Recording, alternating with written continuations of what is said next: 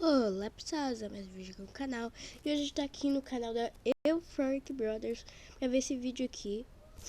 Esse vídeo aqui de The Secret Índio. Os segredos desse índio. Então vamos lá. Antes eu vou ativar a legenda. Antes de começar esse vídeo eu quero que você deixe o like, se inscreva no canal, ative o sininho e bora aqui saber os segredos desse índio. Então vamos lá.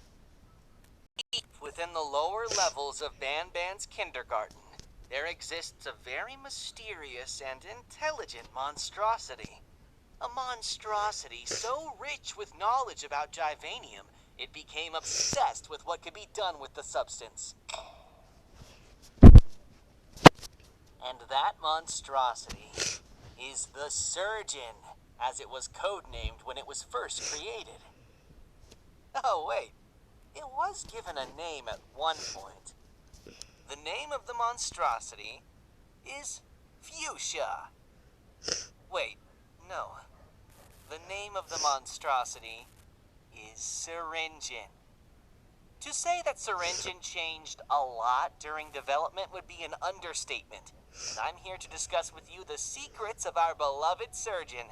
The Garden of Banban cast each have their own detailed story and personality, and that's what makes Garden of Banban unique. Join me on the second episode of the Banban Chronicles, narrated by me, Bambam Chronicles. Eu lembro do primeiro vídeo de Bambam Chronicles. Eu não trouxe aqui no canal, mas eu tô trazendo o segundo, né, pelo menos.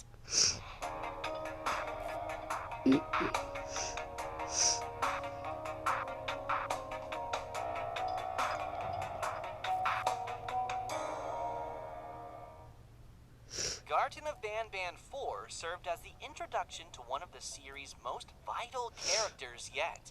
Where if you completed a set of certain tasks, Desculpa se eu estiver fungando muito, é porque eu tô gripado, tá, gente? A drawing on the wall depicting a strange figure never seen before. And that figure was Syringin, a four-armed, fuchsia-colored surgeon-like figure whose name consisted of a portmanteau of the words syringe and surgeon.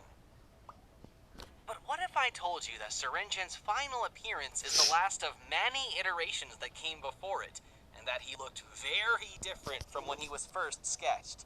The first iteration of Syringin was first sketched when the Euphoric brothers were playing cards while drawing concepts in a nearby notebook. Liking what they doodled and thinking they could make something bigger of it, they got to work. The result was what you are currently seeing on screen. This is a recently recovered image of Syringin's first iteration. It was at this point that this new character was codenamed the Surgeon. But something was wrong with it. It looked too cute. Sorry, Syringin number 1. The Surgeon was then given 2 more arms to give it more surgical tools, and the location of the mouth was readjusted, thinking it would make it much more intimidating in its 3D version.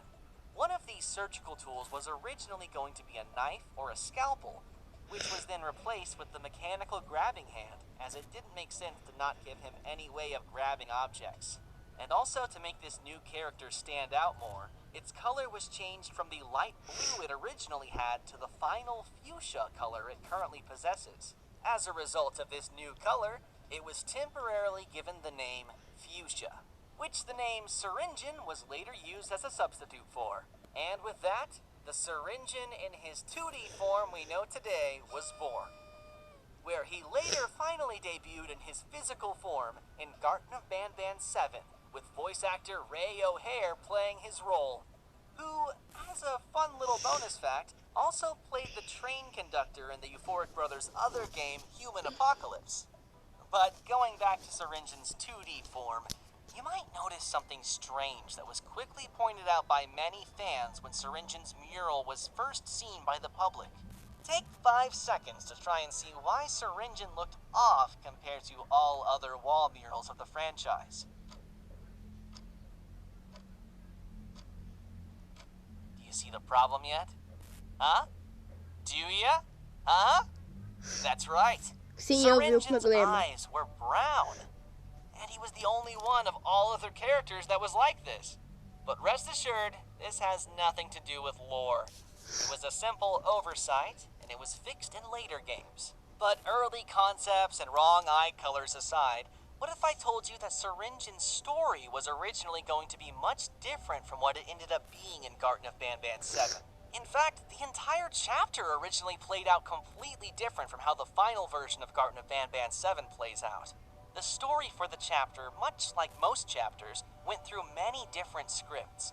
And while most versions of the script have been lost or deleted, one remains intact. In this early version of the script, the overarching goal of the game remained the same. In alliance with Syringin, you entered City Engine in search of Jumbo Josh. But City Engine was very different. The mayor of the city was much more tyrannical, where he ruled over his citizens with an iron fist. He was much more reminiscent of a cult leader than a mayor, but he was still willing to work with the player to achieve his goals despite his hatred for humankind.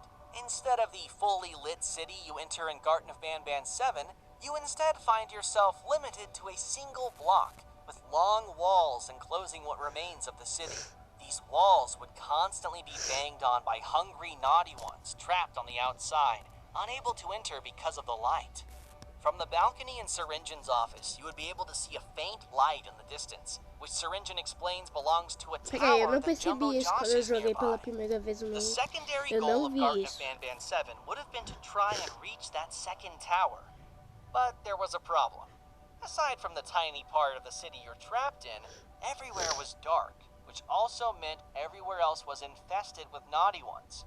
Through puzzle solving and fighting the notified army one by one, you would slowly but surely restore power to different parts of the city, allowing you to finally reach the tower.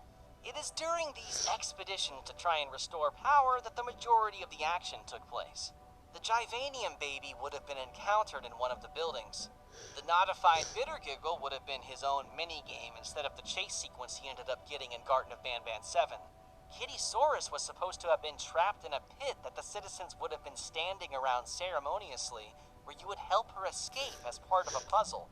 A sequence where you enter a courthouse and Sheriff Toadster judges you for your crimes, before the lights go out and the entire building is swarmed with naughty ones. But most interestingly, a crazed Sheriff Toadster was scripted to trap you inside of a grocery store, inside of which you would have had to get a phone to work, where you call Syringin for help, after which he sends a loud contraption to scare the crazed sheriff away.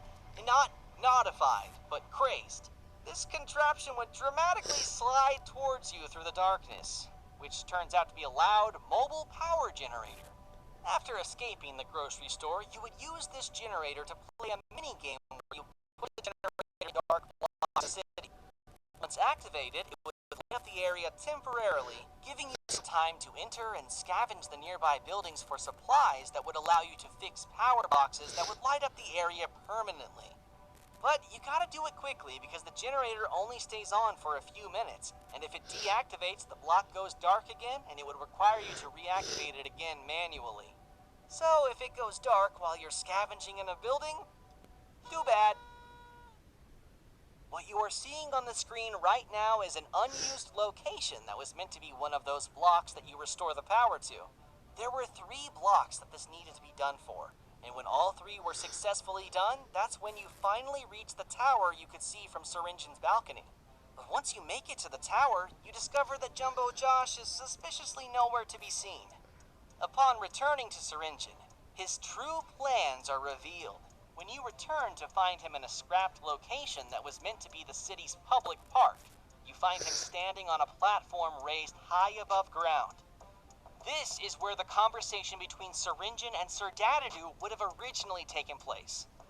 And after tricking and trapping Sir Dadadoo with the scepter piece, he gives a villainous speech explaining how he used you to do the hard part and get enough power delivered to the city to get the machine that's trapping Jumbo Josh to work.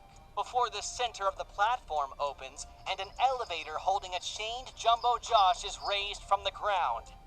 And this is where the chapter concludes as it was originally meant to end.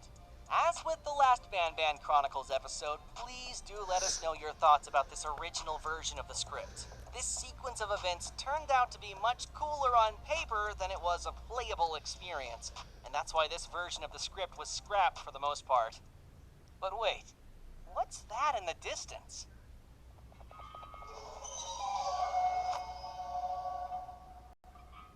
Stay tuned for the next episode of the Ban Chronicles, where the secrets and history of another character will be revealed. Comment down below which character you want to learn more about next, and say it with me, keep on banning!